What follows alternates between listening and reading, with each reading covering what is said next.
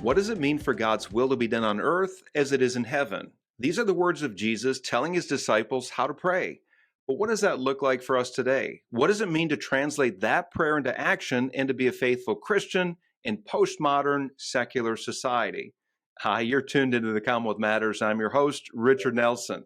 Joining us to talk further is Robert Cunningham, who founded a nonprofit organization called Christ for Kentucky, a group that does something called public theology. Robert is the former senior pastor of Tate's Creek Presbyterian Church in Lexington, Kentucky. He's a regular opinion contributor to state and national news outlets, and he also hosts a podcast called Every Square Inch. Robert, welcome to the program. Hey, Richard. Good to be with you, man. Hey, man, I appreciate you joining me in the Commonwealth Matters and appreciate what you're doing with Christ for Kentucky. And in a lot of ways, our work intersects. Not only are we just down the road from each other in the Bluegrass State, but we are both concerned about Christians living out their lives according to the faith in culture, in the context of the cultural situation that we're in today. And you do it well. You have been a good representative of the Christian faith. And one thing in particular I appreciate is you have avoided some of the pitfalls that are out there for Christians engaging the culture. One of which, and we'll talk about in a few minutes, is to be tempered as you approach politics and the political arena. And that's something that the older I get and the more I'm involved with the public policy realm, the more I appreciate that. Because the temptation is to identify in a greater way with a political cause or a political party or a political ideology more than we would with biblical principles and a truly Christian worldview. So we'll get into that in just a minute. I don't want to get too far ahead, but Robert, tell us why you started Christ for Kentucky. Then I want to hear your definition of public theology. Crazy story of how I ended up forming my own organization. I'll be as brief as possible. I pastored a local congregation here in Lexington, Tate's Creek Presbyterian, for 17 years in total, 11 is in the senior leadership role. And my church is very gracious to kind of accommodate some of my unconventional passions as a minister. And so my job description continued to change. And every time my job description changed, it kind of removed me further from kind of the local church pastoral ministry work and out into the broader public work within the state of Kentucky. And I came to the point, there was another opportunity I was considering, which would have taken me out of Kentucky, which I did not want to do. I'm born and raised in Kentucky, love Kentucky, and Kentucky's my passion. And I was considering another opportunity that would have taken me out of Kentucky. And the Lord used that opportunity to kind of lead me down a path where I laid my life before Him and said, "What I'm entering into my 40s, and what would the next chapter of ministry look like for me?" And it ended up being saying no to that other opportunity, but also stepping down from leadership at Tate's Creek and forming an organization that allows me to do full time what really was burning inside of me already, which is kind of this broader Christian public leadership within our state. And so I just kind of by faith stepped out and formed a new organization. And that's what I do full time. I wake up and dream about the state I love and dream about how God's kingdom can come and will be done in Kentucky as it is in heaven. Yeah, yeah. So what is and I appreciate that you're doing it. What is public theology? That's what you're doing, and that's how you define it on your Christ for Kentucky website. You do public theology. What is that? Yeah, it's not it is public theology, but what I'm able to do that I think is unique is our mission is public theology and strategy for the common good of the commonwealth. And so I'm able to combine, hopefully, robust, biblical, faithful, public thought work combined with public strategic work. Part of my critique of some of the thought leadership that we see out there is that it's only ideas out there in kind of the ether of the algorithms that never really manifest themselves in real practical ways. So now I'm able to not only do the thought leadership, but combine that with strategic leadership within Kentucky to actually see some things done. But public theology is a theological discipline that had used to be a big part of the church's mission in the world, but we don't see it as much anymore. And so, like systematic theology would be taking the scriptures and systematize them into a thoughtful, coherent theology. Biblical theology is studying the scriptures and creating theology from the study of scriptures. Public theology is taking all of that systematic and biblical theology work and applying it into the public square. It's the application of Christian theology into the culture. And it used to be a big part of the pastor's job description. There was a time in our country where the voices that the public would turn to for cultural issues wasn't news pundits. It was the clergy, the clerical voice in our society. They served this pivotal role of a Christian voice into the public square. And so I'm kind of trying to resurrect that model and for Kentucky. Now I'm not trying to be a national public thought leader, certainly not a global public thought leader. I just want to say, okay, this is the little nook of creation that God has entrusted to me, and I want to offer Christian thought into the world where He has me. And so that's a big part of what I do is that public thought work. So, when it comes to Christianity in the public square, I want to go back to what I started out with in this program, and that has largely been distilled to mean for Christians, conservative evangelical Christians, largely means for them to have the right political views and to vote for the right candidates and get behind the right political party. Well, you're speaking of something that's broader than that, aren't you? I am. I don't want to be accused of neglecting the role of the state and the God ordained kind of institutional arrangement that He has. I think the state plays a vital role, and it's an important role.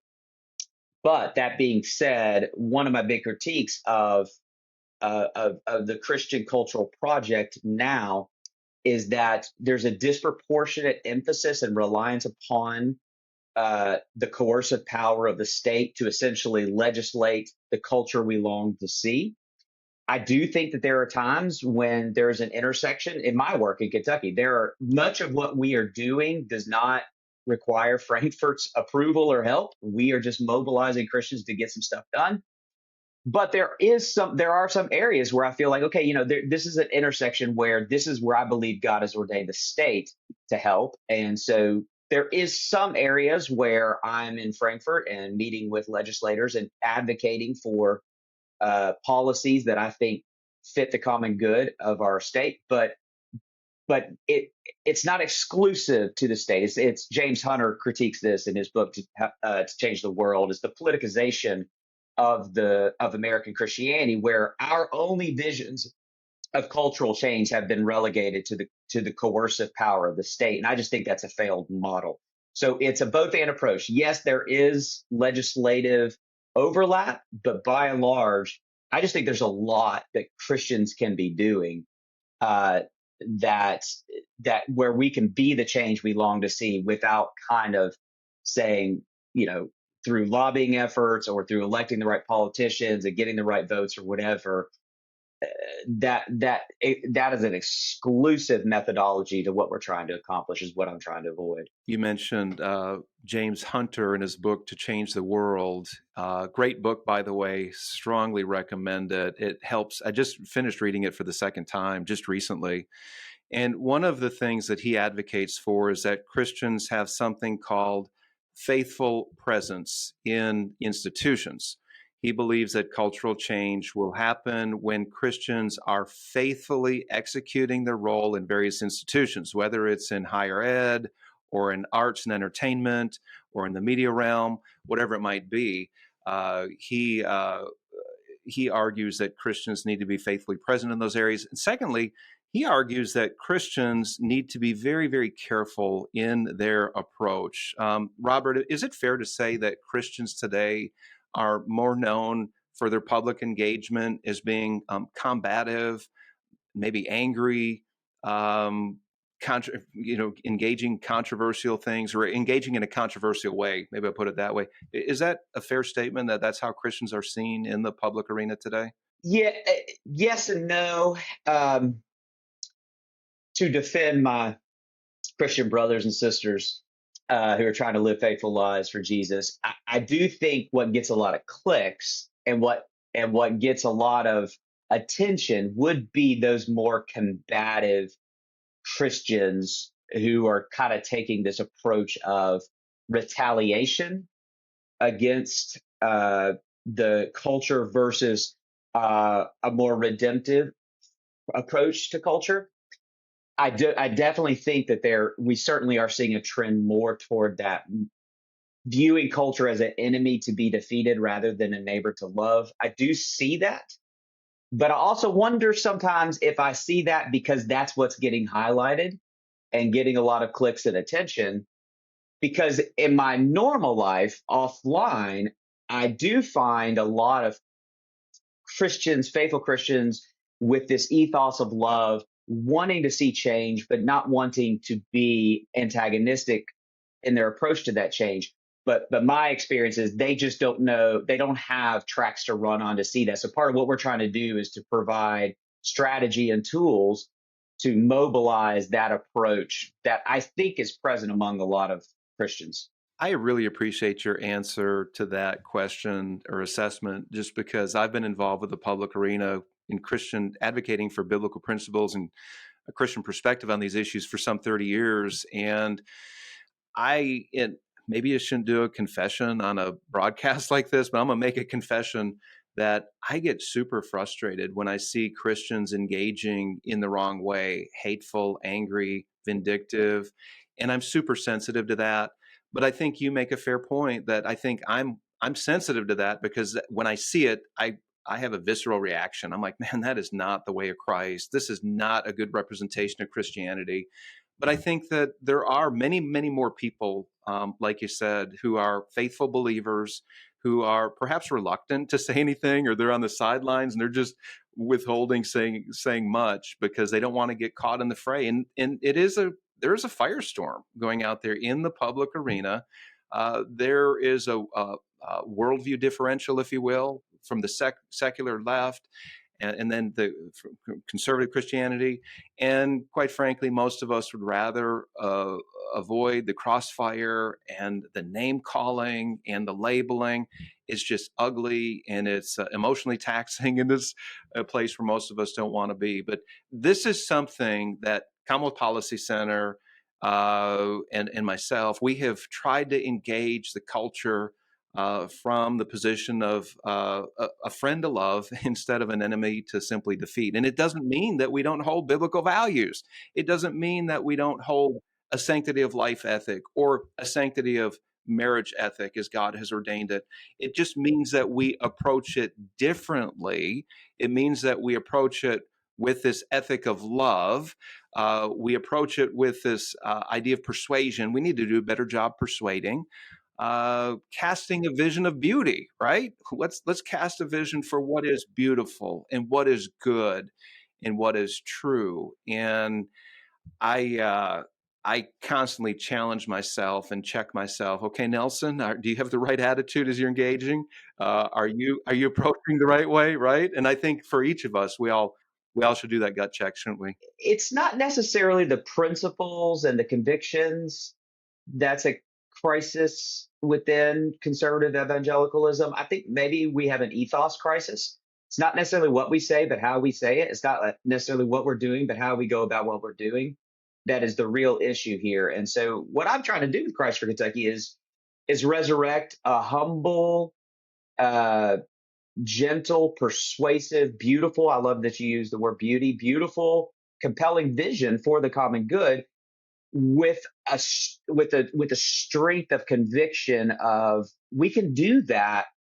We don't have to compromise on anything so long as we don't compromise on the highest Christian ethic, the greatest of these, which is love. Kentucky is at a crossroads. We can choose to give in to the radical left, or we can choose to engage the culture in a God-honoring way. I started the Commonwealth Policy Center because I believe that Christians have a responsibility to influence government and society to the glory of God. While the Commonwealth Policy Center's made a significant impact, our work isn't finished. If you'd like to join our movement working for timeless values, then head to our website. To learn more, go to commonwealthpolicycenter.org. If you're just joining us, you're tuned into the Commonwealth Matters. I'm Richard Nelson here with Robert Cunningham. And Robert, you host a podcast called Every Square Inch.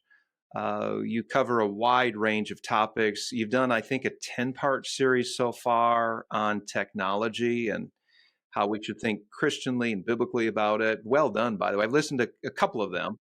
Well done. Strongly recommend that podcast. Now, the name for your podcast, Every Square Inch, the title comes from a statement made by Dutch theologian and statesman Abraham Kuyper, who once said this: "There is not a square inch in the whole domain of our human existence over which Christ, who is sovereign over all, does not cry, mine."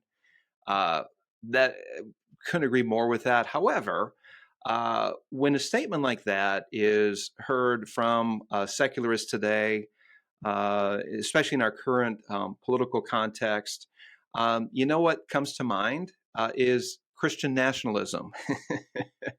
You're saying that you think that Christians should be in office and impose their will or legislate Christian morality. Are you a Christian nationalist, Robert? I am not a Christian. I am not a Christian nationalist, and I hope that our state, which is the political realm, is not neutral ground. It is a profoundly philosophical and I would argue religious exercise, though ideologies that tend to dominate politics often are not called religious, but if you actually look into the ideologies, they are enacting those ideologies in a very religious way with strict orthodoxies and heresies and church disciplines. And there are different definitions of that. And of course, that was tongue in cheek. I was accused of being a Christian nationalist the other day. I testified in front of a legislative committee. And the definition that this person had was essentially, and I'll reduce it down to what she meant, was if you have a worldview based on Christian morality, then you're a Christian nationalist. And if that's the part of the definition, I think I'm guilty. In the broader, yeah. Well, that's why I was fleshing it out. Let's not be naive to say that the political realm is somehow the one sphere of society that is exempt from that is neutral and exempt from ideological influence. It is not.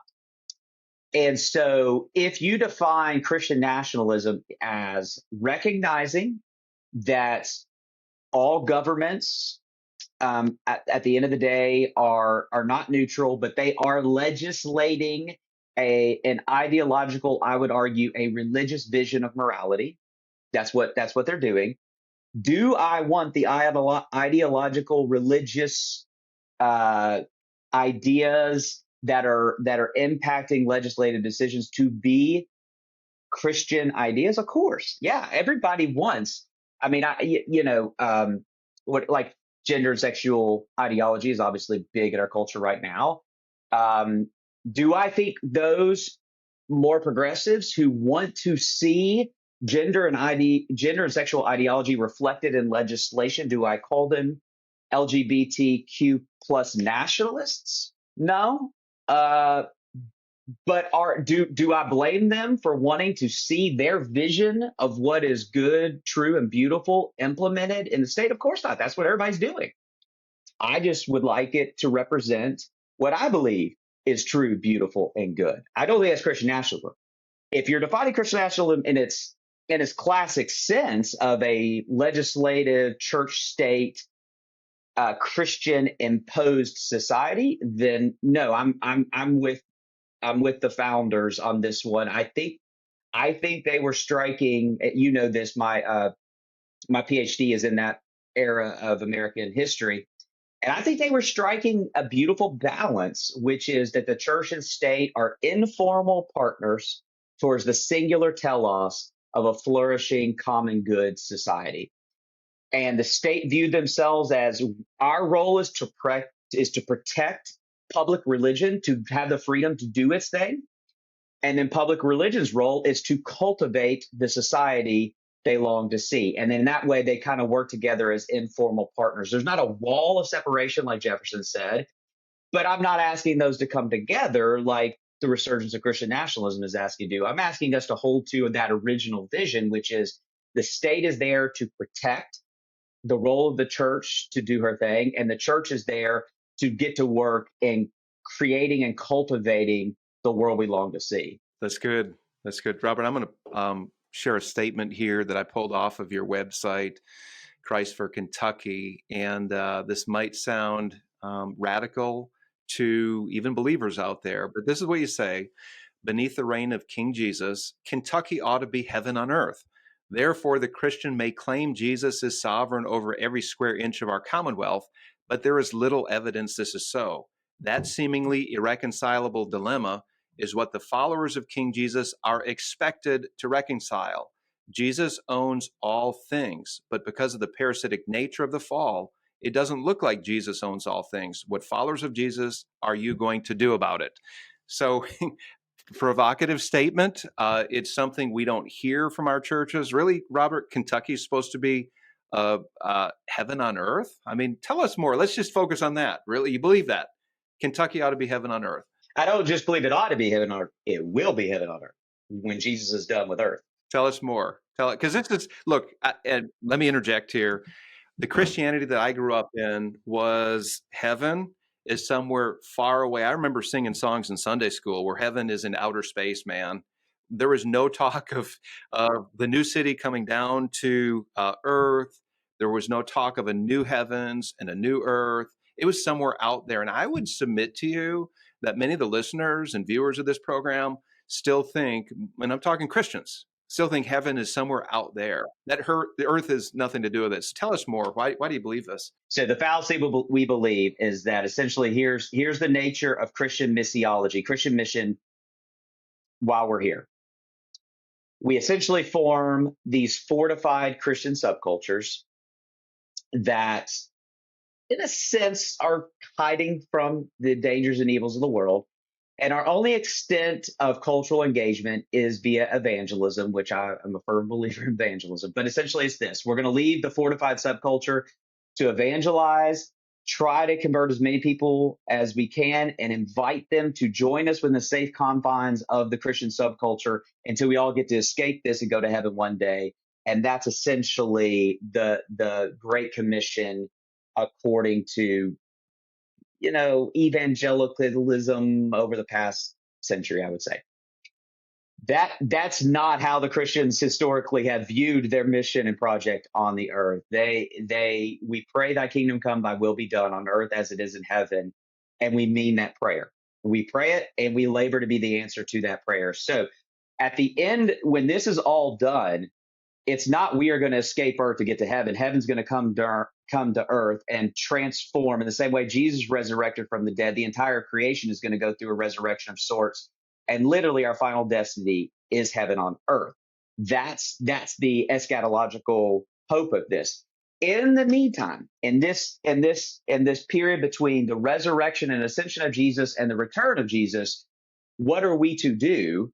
Well, we are to give our lives away, not with this messianic triumphalism, cultural transformation, as if we are going to fix Kentucky in our lifetime, but we are trying to get Kentucky one step closer to its final destiny.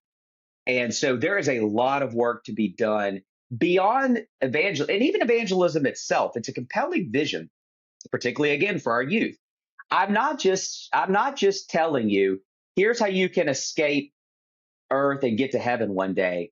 I am offering you, evangelism then is not just saving souls. It is saving souls, and it's recruiting them into this glorious redemptive project as ambassadors of Christ's redemption here on earth. And so it's inviting them to see their vocation, their family, their marriage, their neighborhood, everything as an opportunity, not a meaningless, mundane life, but everything is an opportunity to bring the reign of Jesus to bear witness to the kingdom here on earth and bring the reign of basically every sphere sovereignty. You brought up Kuiper. Every square inch belongs to Jesus. It's this notion of sphere sovereignty. Whatever sphere God has entrusted to you, you're planting a proverbial flag in the ground and you're saying this belongs to King Jesus and it will function according to the ways of the king. And in this way, you are bringing about the redemption of Christ where he has you. It's a far more compelling vision for people's lives. So, what I like to say, it doesn't matter what you're doing, but what you're doing matters. And not just in those evangelistic conversations, but everything is an opportunity to bring the invisible, to make the invisible kingdom of God visible on earth. Very good. That's a good word to close on. Robert Cunningham, thank you for joining us on the Commonwealth Matters. It's been great to have you on. And for those of you tuned in, thank you for joining us as well. If you could do this, go to your favorite podcast platform and rate us. That's a great way to help others learn about us and understand us better. And then also tell your friends about us. It's a good way to get the word out about our work as well. Robert, thanks again for joining us. God bless you, and you keep up the good work.